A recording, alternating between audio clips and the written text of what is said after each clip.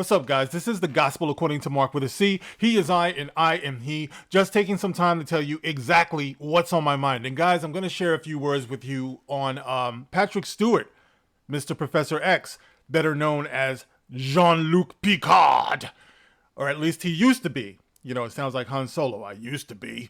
But back in the day, yes, he starred on Star Trek The Next Generation. And it was a classic. And his character was iconic until they brought him back for Picard and totally fucked the whole thing up. You know, now I stopped watching Picard. I did a couple of videos on it. But you know something? Quite honestly, I was out. There was a very specific point in time when I jumped out. And that time was sheer fucking hubris. Like, that totally turned me off. You know, that was it for me. That was my off switch. Now, I remember saying at the time, it just didn't feel like Star Trek, you know, and a lot of people came into the comments and wanted to go at me about it, you know. No, you know, you're just soft and you're a prude and all of this stuff and you curse, you know what I mean? And I'm like, yeah, but it's not Star Trek. It doesn't feel like Star Trek, you know? So, you know, with all the stuff they were saying, I was just like, okay, feel how you want to feel, but I'm not watching it. You know, just the same with Star Trek Discovery. You know, none of it really feels like Star Trek to me. I used to watch the original series. I watched The Next Generation, Deep Space Nine, loved all of it. You know, Voyager, you know, all of that stuff, right? Didn't so much get into Enterprise, but you know, it is what it is. The Orville, not technically Star Trek, but very Star Trek. So anyway, so I jumped out of it, you know, but come to find out that I wasn't the only one that was put off by the profanity in Star Trek Picard. It turns out that Patrick Stewart was too. Now, Patrick Stewart was talking to TVGuide.com, and he talked about how he was taken aback so much by the profanity that he actually went to go talk to some of the producers about it, all right? So I'm going to read a little bit about what Jean-Luc Picard said because it kind of reminds me of something else, and it reminds me of an ongoing problem we see with a lot of these, you know, old franchises that are being brought back, okay? So I'll get into that in a minute, but let's see what Patrick Stewart had to say. And this is on the website Red Shirts Always Die. So true. You know, Patrick Stewart told TVGuide.com that he thought his character made the decision not to use language that would be abusive or unpleasant in some way. And throughout Star Trek The Next Generation, he stuck to that. Of course, that had a lot to do with the network's censors at the time. Not much was getting past them in the 1990s. Really? The 1990s? Now, for some of you young bucks out there, you might think that the 90s was like when Leave It to Beaver came out or some shit, but no, back in the 1990s, well, I mean, in the 80s, I think we had Married with Children. A lot of risque things were on TV. As a matter of fact, they were doing things back then that they wouldn't even do today, you know? So I don't want to hear about what they couldn't do back in the 1990s. I tend to think that it was a conscious decision of Gene Roddenberry not to have the cussing in there. You know what I mean? And there was a reason for it, but I'm going to get into that later. So, when Stewart read the first swear word in the Picard script, he was deeply shocked. And then it says, Patrick Stewart talked with the producer about the cussing. In fact, Stewart was so unsettled by seeing the cursing in the script that he had a conversation with Michael Chabon, the executive producer, to ask him about the use of the language and how comfortable the team was with it. And it wasn't that Stewart was shocked at the actual use of the words, as he grew up in a family where swearing was second nature. Every other word was a swear word. It was simply because this wasn't commonplace for Trek productions.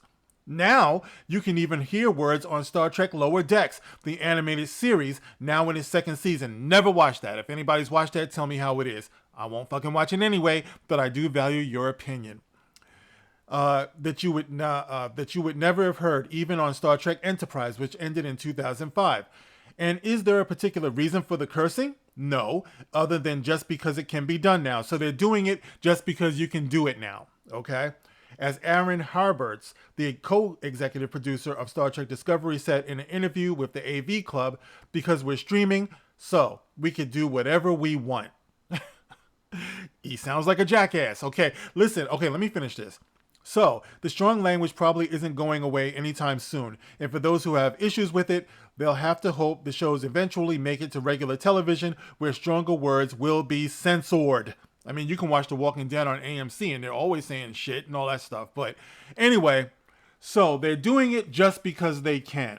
Okay. And somehow, like I said, you have people who are in the audience and things who think that this is okay.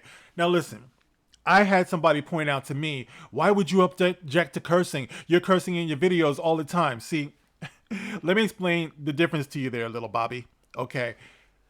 I curse, okay, because it's my videos and, I'm representing myself and I can cuss if I want to. I mean, what the fuck, However, if I were to be writing a script, okay, and I mean, I could easily flip that switch off. You know what I'm saying? As a creator, as a black man, I could write for a white man. Okay. As a man, I can write for a woman.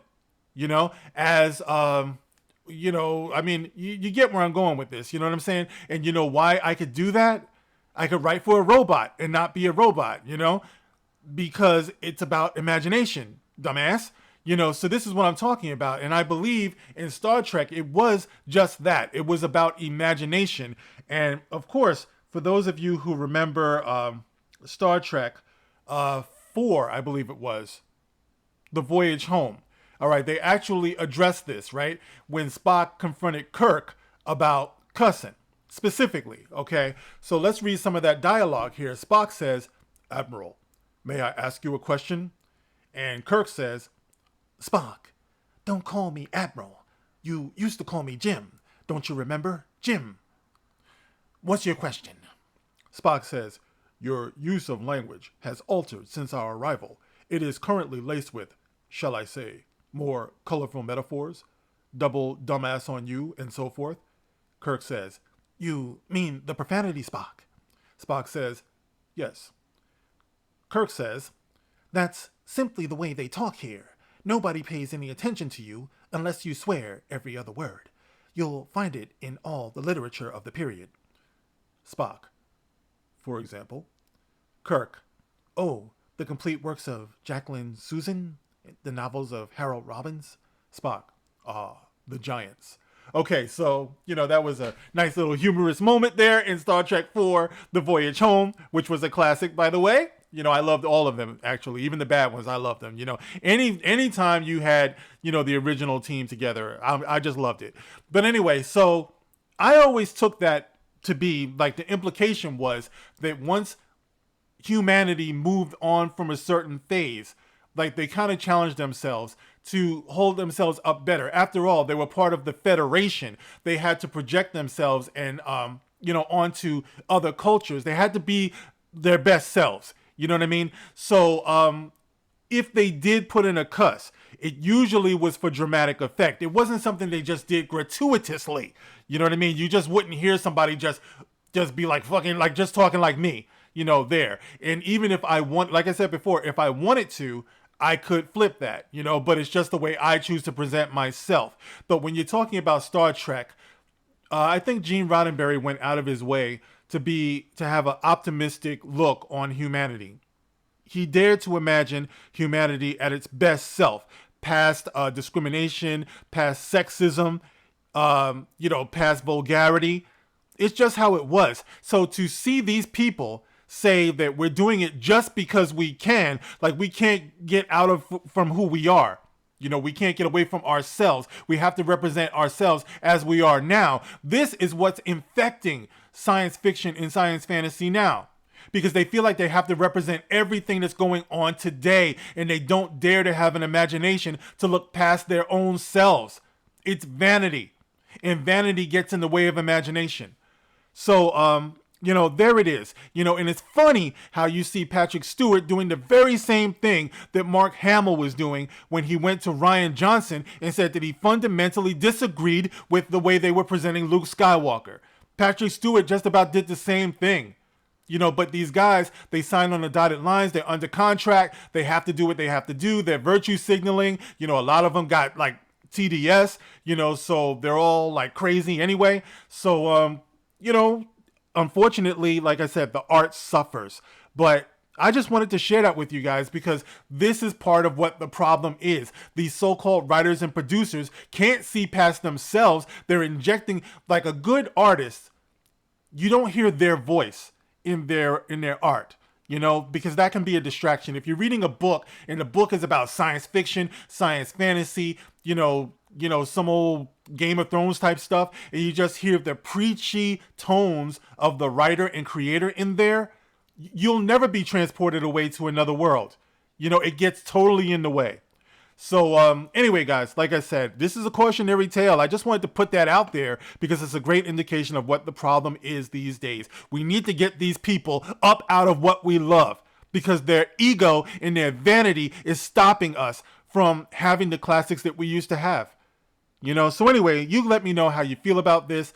I appreciate you listening. As always, guys, you can like, you can share, you can subscribe. Catch you on Twitter. If not, I'll see you on the next one. Thanks for listening. This is The Gospel According to Mark with a C. Rock on.